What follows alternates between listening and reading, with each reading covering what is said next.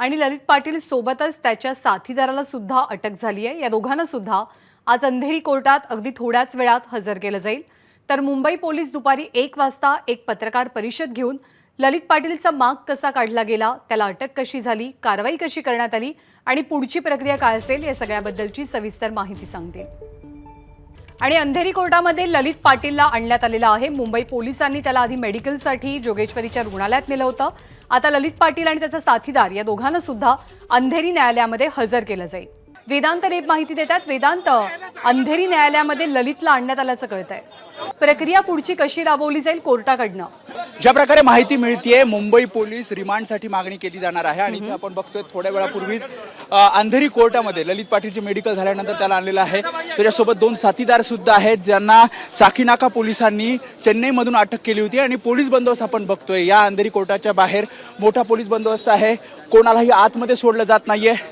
आणि ज्या प्रकारे प्रतिक्रिया ललित पाटील देत होता माध्यमांना की मी पत्रकारांशी बोलेल, त्याशिवाय त्यांनी असं सुद्धा सांगितलं की मी पळून गेलो नाही, मला पळवलं गेलं। आता या सगळ्या संदर्भात आतमध्ये नेमकं काय बोललं जातं हे सुद्धा पाहावं लागेल। मात्र पुढची चौकशी ज्या प्रकारे साकीनाका पोलिसांनी, आपल्याला माहिती आहे की नाशिकमध्ये या सगळ्या ड्रग्ज प्रकरणात कारवाई केली होती, ड्रग्ज जप्त केले होते आणि त्यानंतर 300 कोटीची ही सगळी कारवाई केल्यानंतर त्यामध्ये काही जणांना अटक केली होती आणि याचा सगळ्याचा तपास करत असताना सापळा रचत ललित पाटीलला सुद्धा अटक केली। आणि त्यामुळे आता पुढील चौकशीसाठी म्हणजे मुंबई पोलीस, पुणे पोलीस, त्यासोबत नाशिक पोलीस याचा तपास करत होते, त्याचा शोध घेत होते।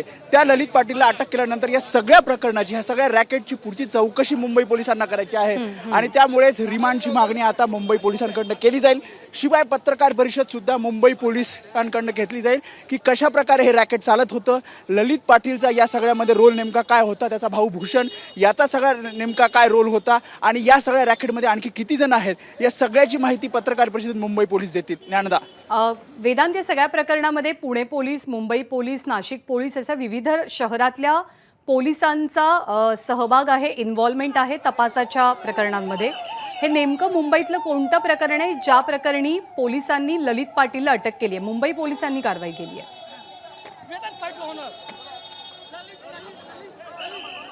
ज्या प्रकारे साकीनाका पोलिसांनी काही दिवसांपूर्वी नाशिक इथे ज्या ठिकाणी हे ड्रग्ज बनवण्याची फॅक्टरी होती तिथे कारवाई केली होती, 300 कोटीचा जो सगळा ड्रग्ज होता ते जप्त केले होते आणि त्यामध्ये काही जणांना अटक केली होती।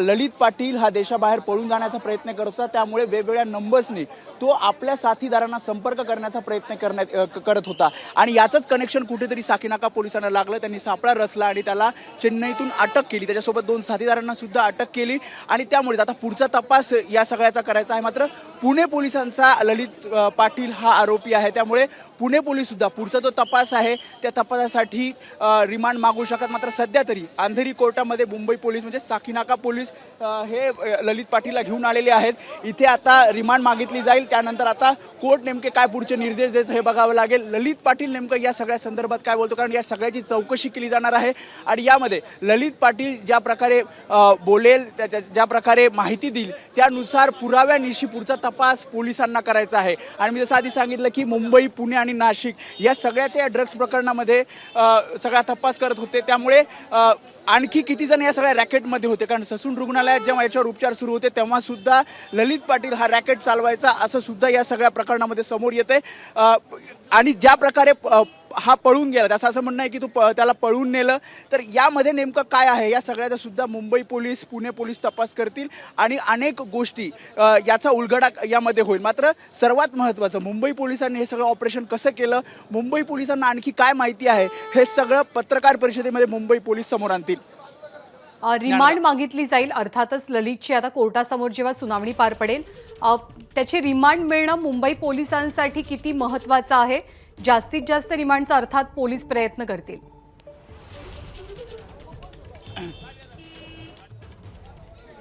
नक्की, ज्या प्रकारे मी आधी सांगितलं की साकीनाका पोलिसांनी नाशिकमध्ये जाऊन ही सगळी कारवाई केली होती आणि त्यामध्ये काही आरोपींना त्यांनी अटक केली होती आणि अटक केल्यानंतर कुठेतरी या सगळ्यांचं कनेक्शन भूषण आणि ललित म्हणजे ह्या दोन भावांशी या सगळ्याचं कनेक्शन होतं.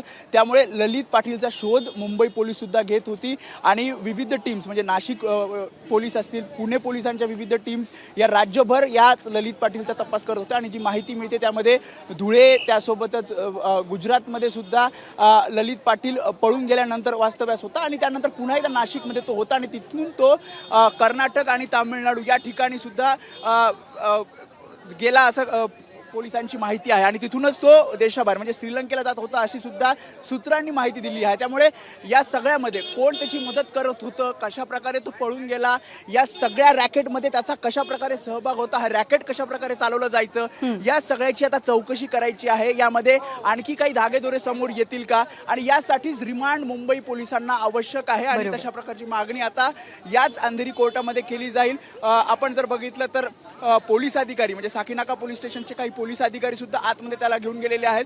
त्यामुळे आता कोर्ट अंधेरी नेमकं काय निर्देश देतं आणि सोबतच मी जसं पुन्हा एकदा सांगतो की पत्रकार परिषद मुंबई पोलीस घेतील आणि हे सगळा ऑपरेशनचा उलगडा खरं तर या पत्रकार परिषदेनं समोर येईल आणि पुढच्या चौकशीची दिशा नेमकी काय असणार हे सुद्धा समजेल. ज्ञानदा विनोद अगदी बरोबर आहे, कारण या प्रकरणातले काही खुलासे होणं अत्यंत गरजेचं बनलंय. ललित पाटीलनं काही धक्कादायक वक्तव्य केलेली आहेत. अर्थात पोलीस या वक्तव्यांची पडताळणी करून पाहतील. परंतु ललित पाटीलनं जेव्हा ससूनमधनं पलायन केलं त्या पुढचे काही दिवस तो नाशिकमध्येच वास्तव्य करत होता अशी माहिती पुढे येते. जर ललित पाटीलला तपास यंत्रणा शोधत होत्या, पोलीस त्याच्या मागावर होते, तर मग ललित पाटीलनं नाशिकमध्येच राहायचं धाडस नेमकं कोणत्या गोष्टींच्या जोरावर दाखवलं, या प्रश्नाचं उत्तर मिळणं खूप गरजेचं बनलेलं आहे. जेव्हा तपास यंत्रणांनी आपल्या कामाला आणि शोधकार्याला गती दिली त्यानंतर मात्र ललित पाटीलनं नाशिक सोडल्याची माहिती मिळते. तो इंदोरला गेला, सुरतमध्ये गेला, तिथून तो परत नाशिकला आला, धुळे मार्गे छत्रपती संभाजीनगर मार्गे तो कर्नाटकात गेला आणि मग चेन्नईवरनं पळून जाण्याच्या बेतात असताना ललित पाटीलला अटक झाली आहे. आपल्यासोबत आपले प्रतिनिधी गणेश ठाकूर सुद्धा आहेत. गणेश, कोर्टातले काही अपडेट कळू शकलेत का? ललितला नुकतंच कोर्टात नेण्यात आलंय. कोर्टामध्ये साकीनाका पोलीस रिमांड मागते आणि पब्लिक प्रॉसिक्युटर ललित पाटील यांच्याविषयी माहिती देत आहेत की कशा प्रकारे हा एक ड्रग माफिया आहे, याचे कोणाकोणाशी आणि कसे ड्रग च्या नेटवर्कमध्ये त्याचे कनेक्शन आहेत. आणि या नाशिकच्या ड्रग फॅक्टरीचा उल्लेख इथे होतोय की ललित पाटील, त्याचा भाऊ भूषण पाटील आणि इतर जण इथे ही फॅक्टरी चालवत होते MIDC मध्ये आणि फॅक्टरीमधून हे नेटवर्क कसं पुढेपर्यंत पसरलं आणि फक्त राज्यातच नव्हे तर राज्याबाहेरही MD मेफेड्रिन हे ड्रग हे पोहोचवण्याचं काम करत होते. आणि साकीनाका पोलीस आपल्या इन्व्हेस्टिगेशन बद्दल सांगतात की यामध्ये किती जणांना अटक केली आहे आणि ललित पाटील ह्याचा मुख्य मास्टरमाइंड आहे आणि यामुळे त्याची रिमांड मागितली जाते. अद्याप ललित पाटीलला बसवून ठेवलं गेलंय. त्याला माफ करा, त्याला आता कोर्टासमोर हजर केलं गेलं आहे. आधी पब्लिक प्रॉसिक्युटर आपली बाजू ठेवतील, याच्यावरती ललित पाटील यांचे वकील युक्तिवाद करतील आणि शेवटी ललित पाटीलला मजिस्ट्रेट विचारणार आहेत किंवा जे प्रोसिजर असतं की कोणत्याही आरोपीला हजर केल्यानंतर त्याला काही म्हणायचं आहे का, काही तक्रारी आहेत का, हे विचारणं मजिस्ट्रेट जज साहेबांचं कर्तव्य असतं. म्हणून सगळ्या ह्या युक्तिवादानंतर ललित पाटीललाही काही म्हणायचं का हे विचारलं जाईल. त्यावर ललित पाटील काही खुलासे करतो का कोर्टासमोर हे पाहणं खूप महत्वाचं असेल. ललितला अंधेरी कोर्टात हजर करण्यात आलेला आहे. कोर्टाच्या बाहेर येतोय ललित पाटील. ललित पाटीलला कोर्टात सादर करून मुंबई पोलिसांनी ललित पाटीलच्या रिमांडची मागणी केलेली आहे. चेन्नईमधनं ललित पाटीलला अटक करण्यात आली. त्याला आधी न्यायालयात नेण्याच्या पूर्वी मेडिकलसाठी हॉस्पिटलमध्ये नेलं गेलेलं होतं आणि हॉस्पिटलमध्ये जाताना ललितनं काही मोठे दावे केले. त्यातला एक सगळ्यात मोठा दावा की ससूनमधनं आपण पळालेलो नाही तर आपल्याला पळवलं गेलं. हा दावा जर ललित करत असेल तर अर्थातच पोलीस त्या दाव्याची पडताळणी करून पाहतील की ललितला पळवून देण्यामध्ये नेमका कुणाकुणाचा हात होता. ललितनं हेही सांगितलंय ABP माझा कॅमेरामध्ये बोलताना की या प्रकरणात नेमकी कुणाकुणाची नावं आहेत ते सुद्धा आपण लवकरच उघड करू. आपण पत्रकारांशी बोलू. सत्यम सिंग माहिती देतात. सत्यम, कोर्टात काय घडलं? नक्कीच ललित पाटील आहेत, त्यांना आज कोर्टामध्ये साकीनाका पोलिसांनी अटक केल्यानंतर या ठिकाणी वकील बोलतायत. आपण वकिलांचं बोलणं ऐकूया. मी थोडंसं थांबवते.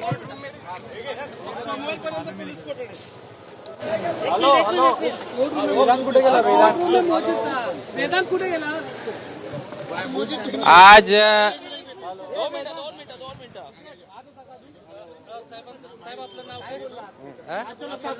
एडवोकेट अमित मिश्रा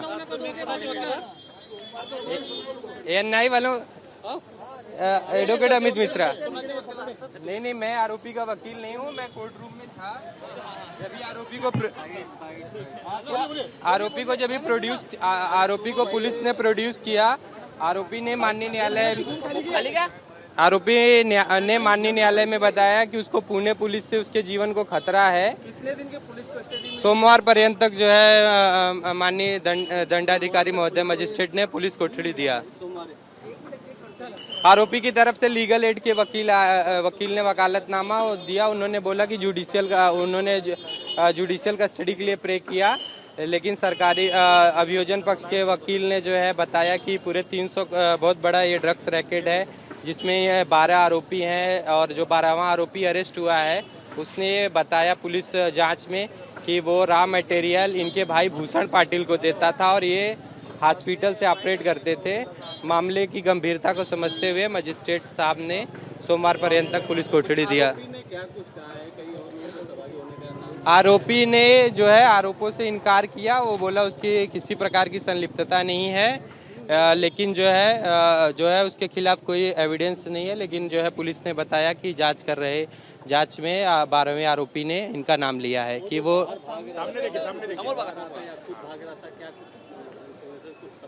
उसका कहना है कि उससे पुणे पुलिस से उसके जीवन को खतरा है। लेकिन वो कहाँ भाग के जाने वाला था? चेन्नई से किया नहीं ये सब कोर्ट रूम में सब बातें नहीं हुई। तर सोमवारपर्यंत ललित पाटीलला पोलीस कस्टडी पोलीस कोठडी सुनावण्यात आलेली आहे। आपल्याला पुणे पोलिसांपासून धोका आहे, आपल्या जीवाला धोका आहे अशी माहिती ललित पाटीलनं कोर्टात दिल्याचं एका वकिलांनी सांगितलेलं आहे। ललित पाटील कुठे कसा पळून गेला याबद्दलची कोणतीही चर्चा कोर्टात झाली नाही, परंतु कोर्टामध्ये मुंबई पोलिसांनी ललितच्या रिमांडची मागणी केली। सोमवारपर्यंत ललित पाटीलला पोलीस कोठडी सुनावली गेली आहे। तर आपल्याला पुणे पोलिसांकडून जीवाला धोका असल्याचा दावा ललित पाटीलनं कोर्टात केल्याचं कळतंय। ललितला जेव्हा मुंबईच्या एका रुग्णालयामध्ये तपासणीसाठी आणलं गेलं तेव्हा सुद्धा ललितनं हा दावा केला की आपण ससूनमधून पळून गेलो नाही, आपल्याला पळवलं गेलं। जेव्हा ससूनमधनं ललित पाटील पळाला त्यानंतर तो नेमका गेला कुठे याची चर्चा बरेच दिवस झाली। तपास यंत्रणा जशा सक्रिय झाल्या, अधिक वेगानं काम करू लागल्या, तसं ललित पाटीलनं राज्य सोडल्याची माहिती मिळते। अगदी थोड्याच वेळात मुंबई पोलिसांची एक पत्रकार परिषद होणार आहे। पण हे ललित पाटीलला अटक करण्याचं जे प्रकरण आहे मुंबई पोलिसांकडनं ते मुंबईतल्या एका गुन्ह्यासंदर्भातलं आहे। पुण्यातलं प्रकरण वेगळं आहे, ते पुणे पोलीस हाताळतात। आपले प्रतिनिधी सत्यम सिंग माहिती देण्यासाठी आपल्या सोबत आहेत। सत्यम, कोर्टरूम मध्ये नेमकं काय काय घडलं ललितला कोर्टात आणल्यापासून? नक्कीच आज ललित पाटील कोर्टामध्ये अंधेरी कोर्टामध्ये हजर करण्यात आला होता। त्या ठिकाणी ललित पाटील आहे अंधेरी कोर्टाने सोमवारपर्यंत पोलीस कोठडी सुनावली आहे। खरं तर ललित पाटीलला आज आहे त्या ठिकाणी मेडिकल केल्यानंतर आणलं गेलं होतं, मात्र ललित पाटील एक मोठा आरोप केला आहे की त्यांनी पुणे पोलिसांकडून त्यांना जे आरोपी आहे ललित पाटील त्याला धोका आहे असं कोर्टासमोर मांडलेला आहे। त्यानंतर पोलिसांनी यामध्ये चौकशी आहेत अधिक करत आहेत, मात्र आता सध्या जे आहेत आरोपी जे अटक केले आहेत त्यांनी ललित पाटील नाव घेतलं। मात्र आता सध्या प्राथमिक चौकशी मात्र या पोलीस करण्याचं काम आहे आता करत आहेत। सत्यम, आता कोर्टातनं कुठे नेलं गेलंय ललित पाटीलला? नक्कीच कोर्टामधून आहे ते मुंबई पोलीस कमिशनर ऑफिस जे आहे त्या ठिकाणी सीपी ऑफिसमध्ये दुपारी 1 वाजता पत्रकार परिषद आयोजित करण्यात आल्या। त्यासाठी त्या आरोपीला या ठिकाणी कोर्टामध्ये उभा केल्यानंतर रिमांड घेतलं गेलं आहे। जे पण पोलिसांना पोलीस कस्टडी 4 दिवसाचं मिळालं त्यामध्ये त्याला कोर्टामधून आता सीपी ऑफिसला ललित पाटीलला आहेत घेऊन गेलं। धन्यवाद सत्यम या सगळ्या माहितीबद्दल। तर ललित पाटीलला सीपी ऑफिसमध्ये नेलं जाते। मुंबई पोलिसांची एक पत्रकार परिषद होणार आहे, त्यापूर्वी त्याला अंधेरी कोर्टात हजर करण्यात आलं। सोमवारपर्यंत कोर्टानं पोलीस कोठडी सुनावली आहे ललित पाटीलला। तर ड्रग माफिया ललित पाटीलच्या बंगळुरूमध्ये मुसक्या आवळल्यावरती त्याला मुंबईतल्या अंधेरी कोर्टात सादर केलं गेलं। मुंबई पोलिसांनी ललितच्या रिमांडची मागणी केली आणि त्यापूर्वी त्याला रुग्णालयात तपासणीसाठी आणण्यात आलेलं असताना त्यानं एबीपी माझाच्या कॅमेराकडे पाहत आपण ससूनमधनं पळालेलो नाही तर आपल्याला पळवलं गेलं असं धक्कादायक वक्तव्य करतानाच या प्रकरणात नेमका कुणाचा हात आहे ते सर्व काही सांगू असंही म्हटलं। ललितला मुंबई पोलिसांनी पोलीस स्टेशनच्या बाहेर आणल्यावरही गाडीत बसताना तो पत्रकारांना आपण सर्व काही सांगू असं म्हणालेला होता. हात दाखवता ललित पाटील अनेक दिवसांपासून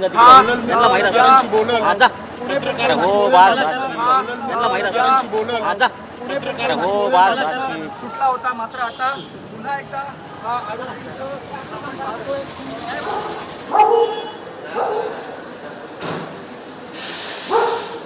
सुनावणी पार पडली आणि सोमवारपर्यंत पोलीस कस्टडी मंडेपर्यंत नेमकं काय झालं, कारण तुम्ही सुद्धा वकील म्हणून आतमध्ये होतात, प्रेक्षकांना सांगाल की नेमकं काय झालं आतमध्ये, कारण त्याला तर ललित पाटीलांना तर बोलूच दिलं नाही तिथे.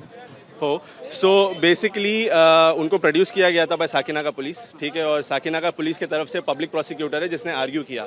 पब्लिक प्रोसिक्यूटर के ये सबमिशंस थे कि कुछ हॉस्पिटल एक बंदा अरेस्ट हुआ है जो इन्हें रॉ मटेरियल सप्लाई करता था, एक फैक्ट्री है नासिक में, तो वो बंदे ने इनका नाम लिया है कि वो फैक्ट्री में ये और इनके भाई इन्वॉल्व थे, ये सबमिशंस था.